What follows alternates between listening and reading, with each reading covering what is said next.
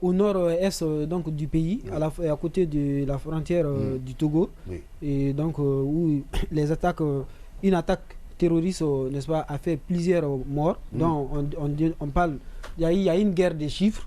Donc selon les chiffres officiels déclarés par les autorités, on parle de 20 morts, cependant qu'il y a des citoyens qui parlent de plus de 25 morts. Mais en tout cas, ce qui est déplorable, c'est que ce sont des personnes qui ont perdu donc leur vie et dans cette attaque barbare dont la République burkinabé fait face depuis 2015 avec le départ donc du président Blaise Compaoré, quand même qui constituait un rempart contre aujourd'hui qu'on appelle l'avancée des terroristes dans ce qu'on appelle la bande sahélo-sahélienne. Et c'est un défi sécuritaire aujourd'hui pour l'humanité, pas que seulement pour le Burkina, et parce que vous vous souviendrez les attentats terroristes donc, de 2001, quand le Wall Street Center avait fait l'objet, et donc était dans les mires, donc ligne des mires de Al-Qaïda, à l'époque commandée par Ben Laden. Donc ça a été évoqué comme étant une problématique donc, de sécurité internationale.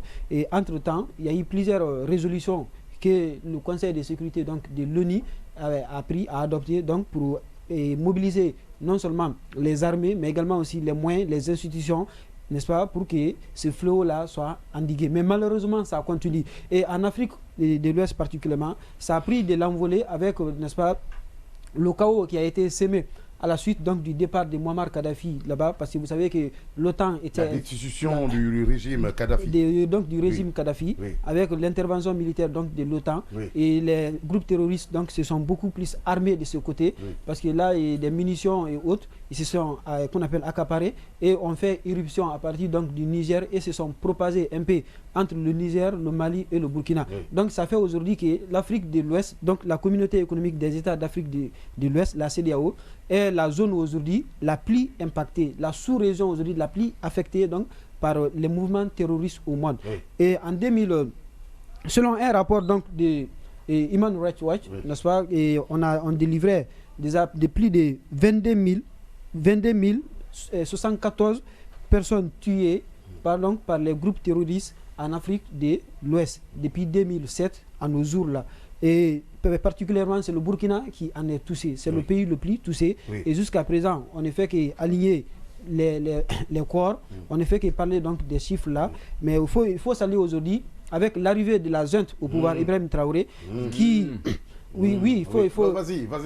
Avec l'arrivée de la junte au pouvoir aujourd'hui, donc il y a une mobilisation générale où la junte quand même s'est fixé des objectifs. Il y a eu un recrutement de 50 000 volontaires qu'on appelle les VDP, les volontaires donc les volontaires de la patrie, donc à l'effet de lutter contre le terrorisme au Burkina Faso. C'est pourquoi je félicite cette junte.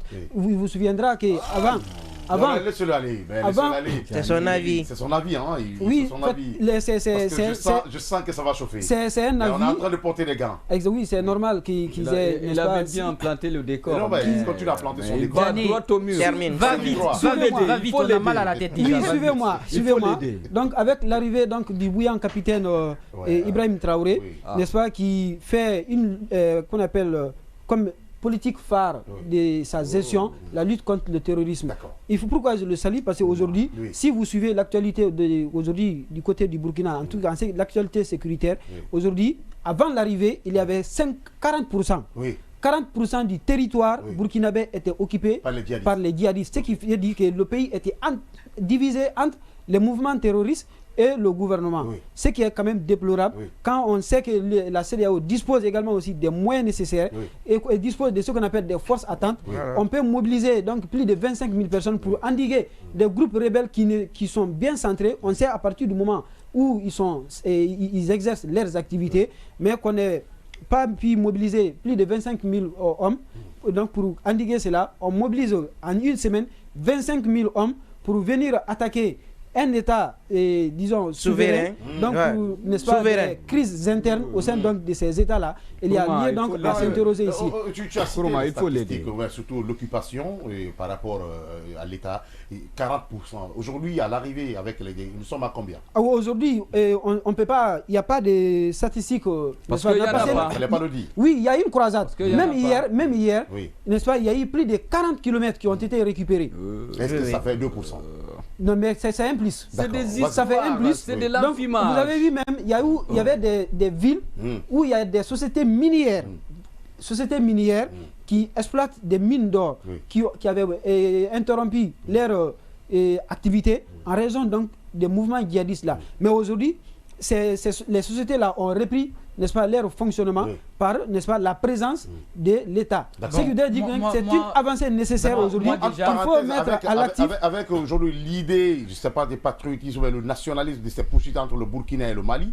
Attention, j'ai vu une vidéo hier où il y avait un sage malien dans un village qui disait que oui, ils ont eu confiance parce qu'on a dit que IBK faisait ceci, cela, il faisait ceci, cela, mais à l'arrivée, ils ont justifié que quand ils seront au pouvoir, ils ont justifié leur putsch, leur coup d'État par le dégagement de ces djihadistes dans certains villages. Mais j'ai vu ce monsieur, un vieux, qui disait que depuis, ça a aussi grimpé et que les chefs de village sont en train d'être exécutés, qu'aujourd'hui, il n'y a aucune disposition qui est prise par l'État, au moins une sécurité prise par l'État, au moins pour éradiquer. Ça ne fait que grimper. Également, c'est pourquoi on parle de guerre asymétrique.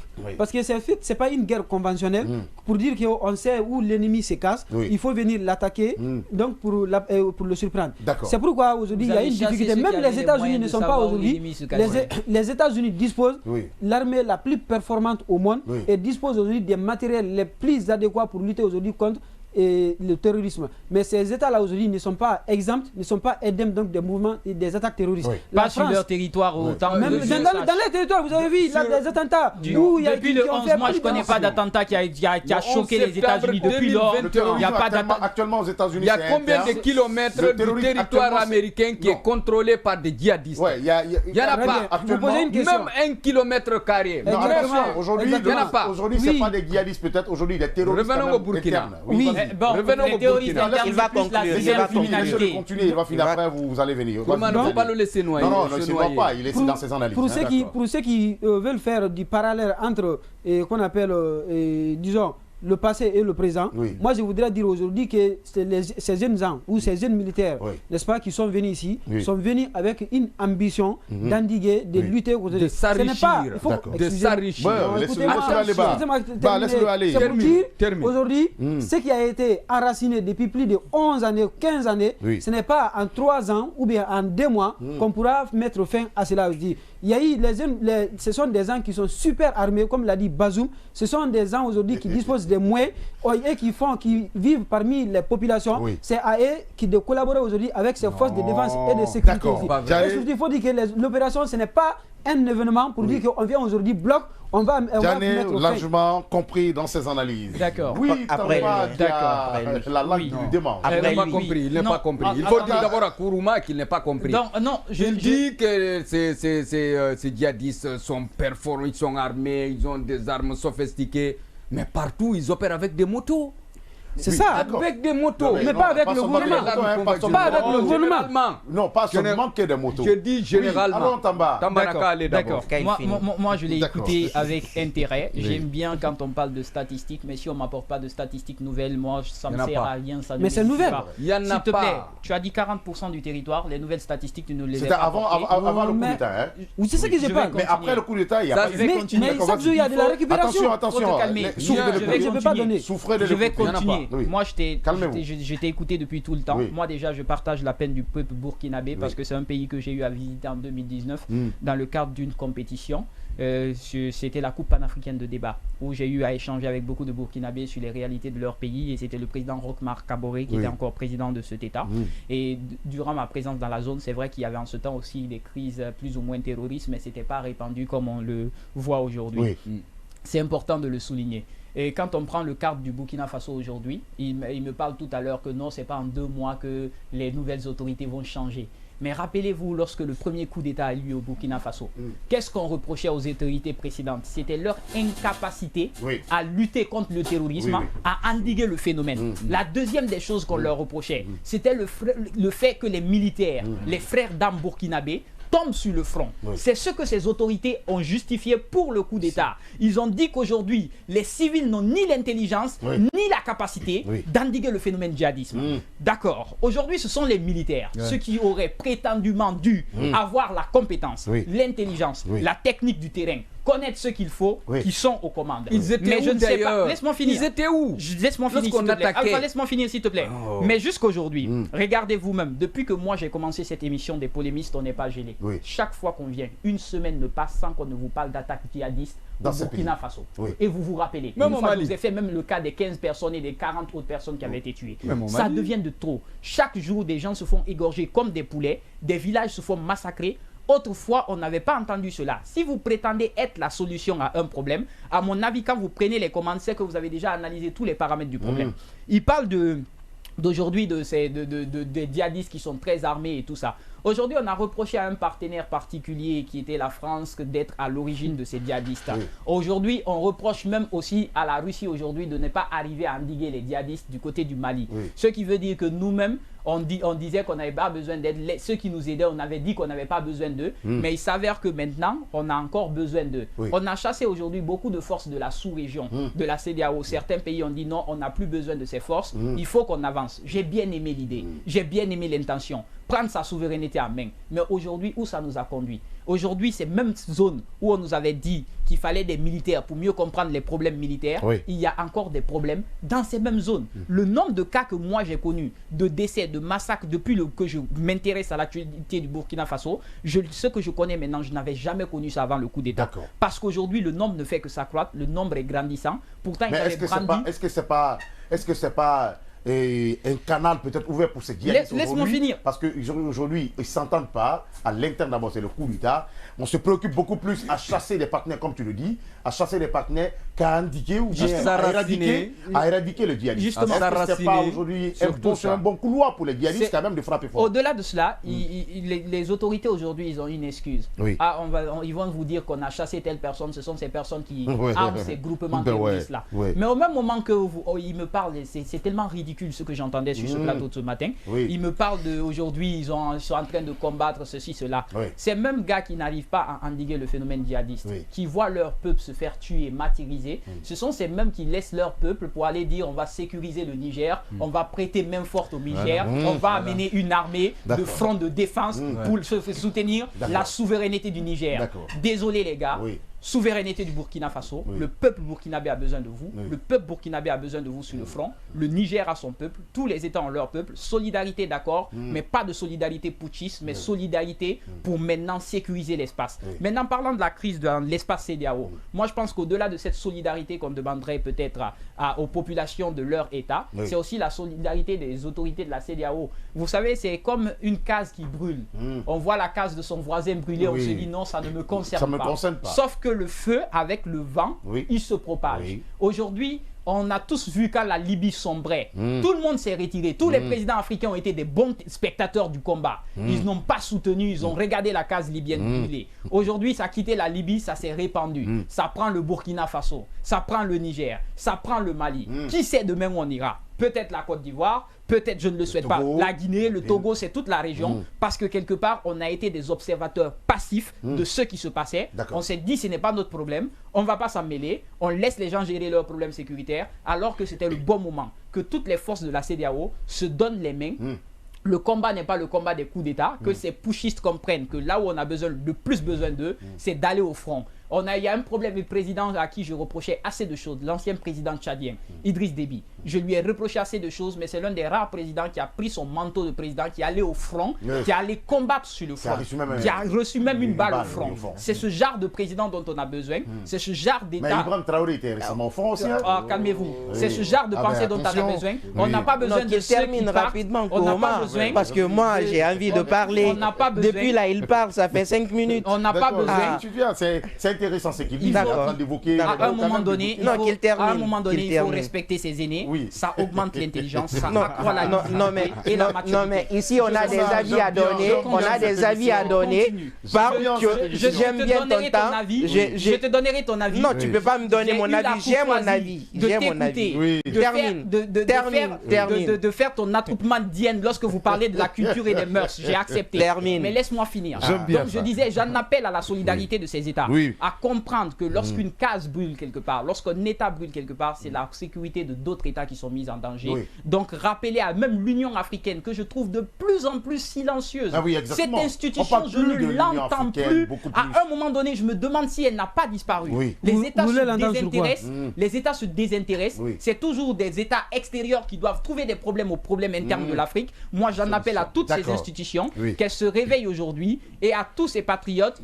Inutile d'aller dans les champs de tir, tester les armes. Inutile de prendre de faire des tests sans munitions. Oui. Il faut maintenant prendre des armes. J'allais poser la question aujourd'hui. Oui, on pense aujourd'hui éradiquer le fléau, mais on chasse aujourd'hui des partenaires qui peuvent nous aider. On appelle à d'autres partenaires, mais sur l'assimilation, sur les champs de tir, faire l'assimilation. Et simulation avec quoi? Avec la bouche et des bâtons. Ben, j'étais abasourdi quand j'entendais le gars qui les entraînait dire que l'objectif... Les camions qui sont... Je pense que la régie la régie a la vidéo et tout ça. Donc je rappelais j'espère que j'aurai mon temps de parole. On a un sérieux déficit en termes de tout ce qui est sécuritaire, armement. Encore une fois, je rappelle, j'en appelle à la solidarité des États contre le phénomène terroriste. Rien ne justifie qu'on laisse un peuple se détruire sous prétexte qu'il y a un putschiste. On va s'occuper des putschistes, mais on aurait dû faire de la question sécuritaire de la CEDEAO une priorité. D'accord, merci. Vous pouvez nous écrire sur le 623 30 26 41 pour les SMS. Vous aussi, vous avez compris, surtout la sécurité de la zone CEDEAO, le Burkina sous le poids de nouvelles attaques djihadistes et d'autres thématiques aujourd'hui que nous allons aborder ici. Et vous, en tant que chroniqueur aussi, en quelque sorte, vous pouvez réagir sur les sujets à travers ce numéro, le 623 30 26 41. Et puis, nous allons lire vos SMS et vos différentes réactions. Et puis, Simon-Pierre, oui, tu es très pressé et tu vas aller à l'encontre, bien sûr, de l'analyse des Tamba. Oui, tout à fait, c'est évident. Par endroit, sinon il est d'accord qu'on a besoin d'une solidarité. Comment tu vois aujourd'hui cette sécurité dans la zone CEDEAO? Tu ne vas pas m'intimider, je continue. Ben, vas-y. Ce que je dis aujourd'hui, c'est que... Je vais même mordre s'il le faut. Ce que je dis aujourd'hui, on ne peut pas éradiquer en 2 ans ce qui a été enraciné en 12 ans. D'accord. Soyons réalistes. Oui. Aujourd'hui... Moi, je crois que cette gente est en train de faire des avancées. D'accord. Je le dis pourquoi. Il y a déjà eu des armes qui sont venues. Oui. Il y a déjà eu des gens de la Russie. De la Russie. Quelle marque? Et des gens... Non, termine. Voilà. Attends que je termine. Non, attends que on l'a écouté. Non, mais Kourouma, tout à l'heure, j'ai souffert de l'écouter. J'ai senti ta souffrance. Voilà, merci. Pardon, Tamba. Ce que j'ai dit. Essaie de souffrir de l'écouter. Aujourd'hui, on voit tout le temps des vidéos qui circulent où les putschistes sont en train de gagner des terrains, des kilomètres. Je le dis pourquoi. Après, tu vas révéler, tu auras la parole, tu auras ton Valentin. Je le dis parce que lorsque vous prenez le mode opératoire des djihadistes aujourd'hui, ça a évolué, ça a changé. Aujourd'hui, vous regardez les chemins par lesquels les militaires passent pour aller, ils mettent des mines. Oui. C'est-à-dire que la stratégie même a évolué parce qu'ils sentent que les militaires sont en train de gagner des kilomètres. Donc maintenant, ils mettent des mines. Il faut que les gens, les militaires, ils prennent du temps pour désamorcer ces mines-là, mais ça ne les empêche pas de continuer à aller gagner des kilomètres. Maintenant, lorsque les djihadistes se sentent menacés, généralement, ils sentent qu'ils sont en train de perdre. Qu'est-ce qu'ils font? Ils prennent le peuple en otage. Ils font des attentats par-ci, par-là. Mais ça ne doit pas décourager l'armée à poursuivre son chemin. On ne doit pas dire parce qu'ils ont tué un nombre de personnes, c'est-à-dire le djihadiste est en train d'augmenter. Voilà, c'est une sorte de... lentement. Découvrir au fur et à mesure. Voilà, et ça évolue. On ne peut pas dire aujourd'hui parce que les djihadistes sont tués dans ce village, donc c'est en train d'augmenter. On oublie quelque part que l'armée aussi est en train de faire des exploits, des kilomètres qu'on gagne petit à petit, et des mines avant qui n'arrivaient pas à travailler. Ces mines-là représentaient l'économie du pays, parce que lorsque les mines travaillent, c'est des recettes qui rentrent à l'État. Aujourd'hui, si ces mines-là aujourd'hui réussissent à travailler, c'est parce que ces militaires-là ont gagné ces terrains-là. Ils travaillent dans les conditions normales.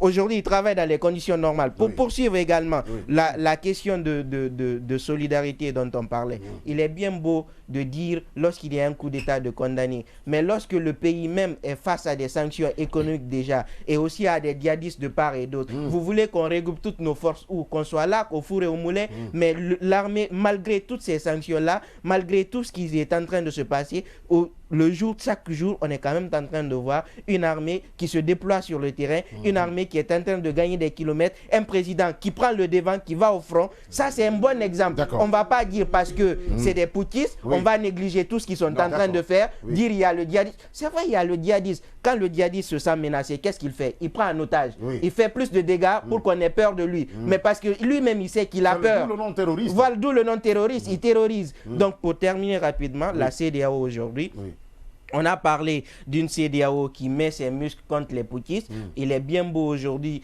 de s'intéresser aussi à la question des terroristes, de pourquoi ne pas déployer des militaires pour lutter contre ce fléau. Mais quelque part, si on voit cette absence-là, on pourrait s'interroger même sur les fournisseurs d'armes de ces terroristes-là. Parce que si, par exemple, ces terroristes continuent leur chemin, on se demande, parce qu'on fabrique les armes pour les utiliser. Donc, on fabrique ou on les fabrique. Il faut rappeler que lorsque vous prenez en Afrique, généralement, moi, j'ai pas vu d'industrie qui fabrique les armes. C'est de l'autre côté. Exactement, c'est pourquoi j'ai mis le point. Est-ce que nous sommes prêts à peut-être finir avec cette guerre? Parce qu'il y a des armes. C'est vrai, aujourd'hui, nous allons dire, la France, les États-Unis ou d'autres pays étaient là en train de puiser dans nos ressources. Ils n'ont qu'à dégager. Nous allons tendre la main à certaines personnes qui semblent être avec nous. Mais en attendant, eux aussi, c'est l'économie qui marche. Parce que, Wagner ne vient pas dans un pays single, il ne peut pas payer parce que je crois entendre même plus de 10 millions de dollars. Selon certains frères, c'est un groupe paramilitaire privé. Et c'est ce qui rend riche même Pijovine. Et deuxièmement, les armes qu'ils ont, aujourd'hui, ces armes sont plus sophistiquées. C'est des armes russes quand même.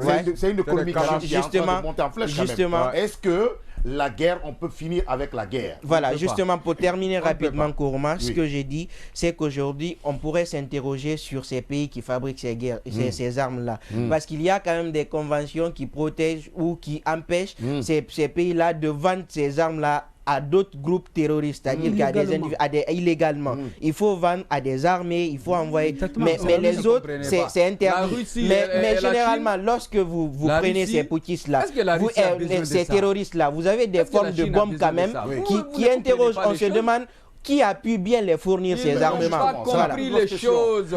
Le problème, c'est quoi? Alpha, vas-y. Ils ont beaucoup dit, mais je ne comprends pas. Donc ils ont parlé sans l'essentiel. Peut-être c'est Tamba qui a parlé avec plus de c'est lui qui était pondéré dans ses propos. Non. C'est parce que vous êtes face à l'armée là, le capitaine Ibrahim Traoré, il était où en 2010? Merci beaucoup. Il était au front. Il était au front. Qu'est-ce qu'il a fait pour lutter contre ces djihadistes? Merci beaucoup. Pendant ces 10 années, ou bien en tout cas ces 12 ans, qu'est-ce qu'il a fait? Lorsque on renversait le gars là, Damiba. Non, pas Damiba. Roch-Marc Christian Kaboré. Roch-Marc Christian Kaboré. Lorsqu'on le renversait, qu'est-ce qu'on a dit? On a dit non, question sécuritaire. Paul Damiba est venu. Qu'est-ce qu'il a fait? Traoré, qu'est-ce qu'il a fait? Il est en train de travailler, il est en train de faire.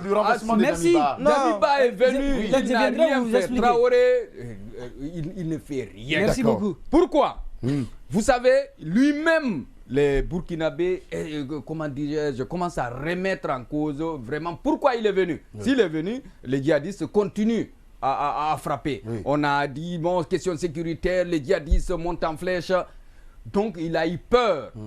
Lui aussi d'être renversé. C'est pourquoi il va au front. Les vidéos de propagande dont Simon parlait là, c'est des vidéos de propagande montées de toutes pièces pour manipuler l'opinion. Ça ne peut pas marcher. Elle m'a dit une chose. Si le Burkina était vraiment fort de son armée, pourquoi ne pas lutter contre ces djihadistes? Pourquoi dire, bon, on va aller aider nos amis nigériens? Ça se fait stratégiquement. Quelle stratégie? On ne peut pas déployer toute une armée comme si on savait où le groupe est déjà situé. Non, mais qu'est-ce qu'ils ont fait pendant tout ce temps-là? Absolument rien. Il est en train de manipuler l'opinion. ne faut pas encourager cette jeune... La question des armes. La question des armes, rapidement, c'est important de le rappeler. Tu parlais de la question des armes. Aujourd'hui, on parle de ce partenariat avec la Russie, qui certainement apporte des armes ou quoi que ce soit. Mais il ne faut pas qu'on se leurre. Peu importe le partenaire du continent africain, il reste un partenaire d'affaires. C'est justement les affaires qui les lient. La Russie n'est pas plus aimante ou plus clémente avec nous ou quoi que ce soit. Ce sont des affaires. Ils ont leur économie à soutenir, leur économie à propulser. Ne nous leurrons pas, même dans une relation amoureuse ou dans une relation amicale. Quand on a quelqu'un à côté de nous, c'est que quelque part, il nous apporte un certain bien-être, il nous apporte une certaine solidarité, il nous apporte quelque chose. Donc, il ne faut pas qu'on se leurre. Et parlant de la prolifération des armes aussi, c'est important, tu l'as souligné, d'où viennent les armes que les djihadistes ont. Au-delà des attaques qu'ils font où ils prennent des armes, il y a forcément des gens qui sont derrière qui alimente ces armes. Au-delà du circuit de fabrication, au-delà du circuit normal des armes, au-delà, il y a le circuit normal, ils l'ont rappelé, mais il y a aussi un circuit, il y a le marché noir des armes, auquel aucun pays n'échappe. Et l'un des pays bons dans ce marché noir des armes, c'est la Russie. Ils sont très top dans ce marché noir. Même les États-Unis. Je suis en train de Ce sont les plus gros trafiquants d'armes au monde. Je peux continuer, j'ai dit l'un des pays. Et j'ai rappelé que même les États-Unis, il ne faut pas t'énerver. Je m'énerve pas, j'insiste sur les mots.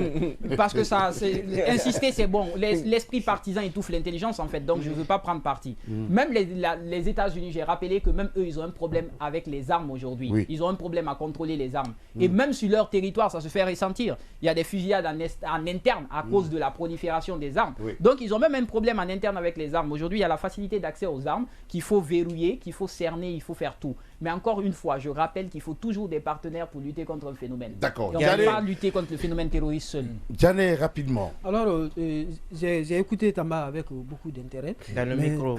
J'ai écouté Tamba avec beaucoup d'intérêt sur cette problématique saillante, la question sécuritaire dans l'espace CEDEAO, et particulièrement... Il remonte un peu le micro.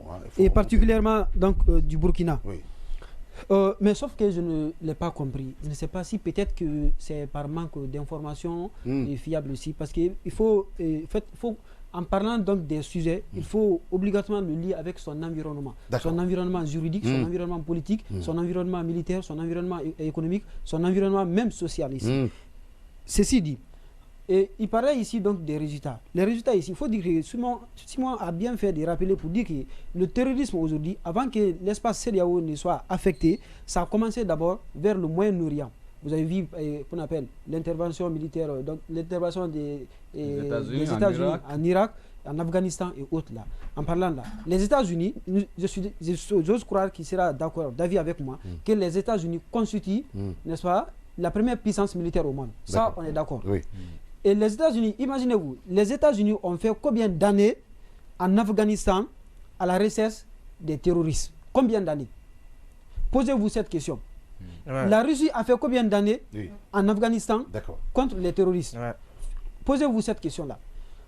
Et la France également a fait aujourd'hui combien d'années à la recherche des terroristes qu'on appelle au Mali? Combien d'années? De 2011, suivez-moi, de 2012 jusqu'à 2022, la France était basée, et l'objectif de la France c'était de lutter contre le terrorisme dans le Sahel. Finalement, qu'est-ce que ça a donné aujourd'hui? Rien, le résultat est néant.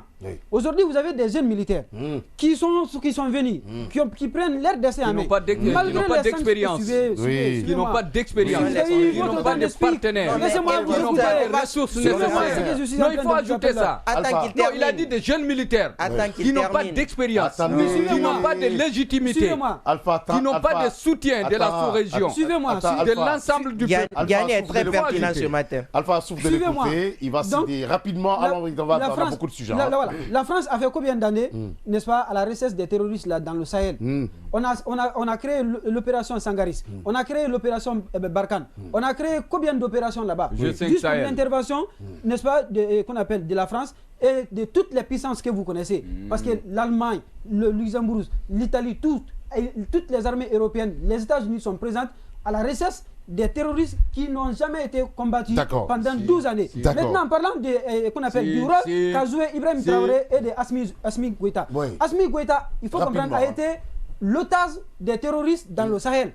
Il a fait donc il a été capturé par les terroristes là. Mais il est militaire, il a choisi d'être militaire. C'est ce qu'il a révolté et il est venu renverser. Et il n'a rien pu faire. Qu'est-ce qu'il a fait? Non, depuis qu'il est venu.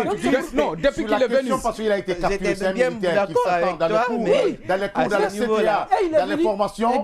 Il a dit que tu peux être attaqué. C'est pas parce qu'on t'a pris en otage que tu vas renverser le pouvoir. C'est pas une excuse. Il a déploré les moyens matériels. Il dit que l'armée, il était à la tête. D'accord, on va aller parce que il a fait 3 ans. Qu'est-ce qu'il a pu faire depuis qu'il est arrivé? Suivez-moi, si vous suivez, même il y a une intervention de Mamadi Doumbouya. Lorsque les États-Unis ont regroupé tous les chefs d'unité des forces spéciales au Burkina en 2018 ou 2019, il a fait une intervention. On dit tous les spécialistes des questions de sécurité sont unanimes là-dessus. Aujourd'hui, il y a une guerre de façade qu'on mène contre les terroristes. On fait semblant de lutter contre les terroristes. On crée des armées, on envoie des militaires à la bouche. De l'argent aussi. En attendant le vrai sérieux, en attendant d'arrêter de faire semblant de lutter contre les terroristes, pour l'instant, la solution quand même n'est pas tout trouvée, puisque jusqu'à présent, nous assistons ou bien nous voyons quand même ces pays en train d'être frappés par ces djihadistes. Quelle solution faut-il? Faut-il chasser ses anciens partenaires pour de nouveaux partenaires, ou bien faut-il prendre son destin en main? Ce sont des questions, entre autres, qu'on va essayer de répondre très prochainement. Mais en attendant, je